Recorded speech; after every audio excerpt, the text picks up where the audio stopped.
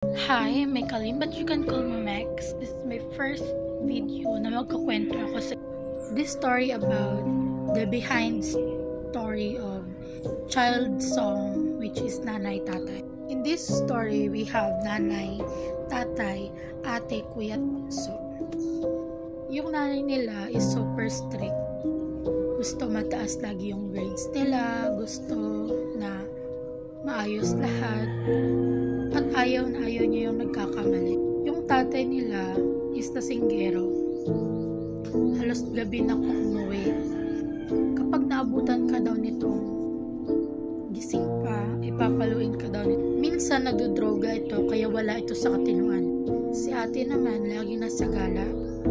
Gabi na rin kung umuwi. Lagi nang inaasa sa bunso yung mga gawain na parang naman talaga sa kanya. Yung kuya naman, mabubulak-bulang yung alam. Kapag wala siyang magawa, si bunso yung pinapahirapan niya. Si kuya yung walang pangarap at walang pakialam. Si bunso yung kawawa dahil siya yung gumagawa ng mga gawaing bahay. Hindi siya makapagsumunod. You know why? Kasi pipi siya. Hindi siya nakapagsasalita. Hindi alam ng nanay nila yung nangyayari.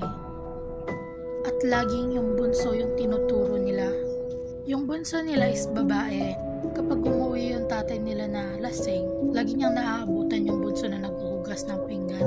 Dahil nga sa wala itong katinuan, lagi niyang binubugbog yung bunso.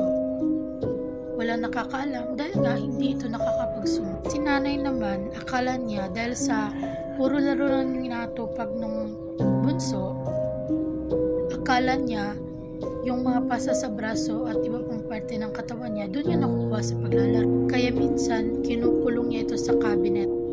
Isang araw, wala yung nanay at tatay ng bunso.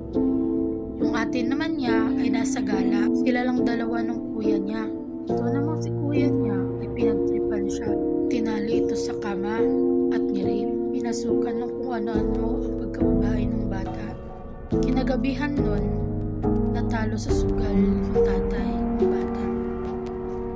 Kaya yung ginawa niya, pinalo niya ng pinalo yung bunso. Ito daw yung malas sa buhay niya. Akala pa naman niya nun, may pasalubong yung tatay niya sa kanya. Nang umalis yung tatay sa kwarto niya, ay iyak lang siya ng iyak. Isip niya magpakamatay na lang dahil pagod na siya. Pero bago yun, nagsulat siya ng isang tula na di nagtagal ay naging isang larong pambata. Akala ng iba, walang storyang nakakubli dito. Ito ngayon nakasulat.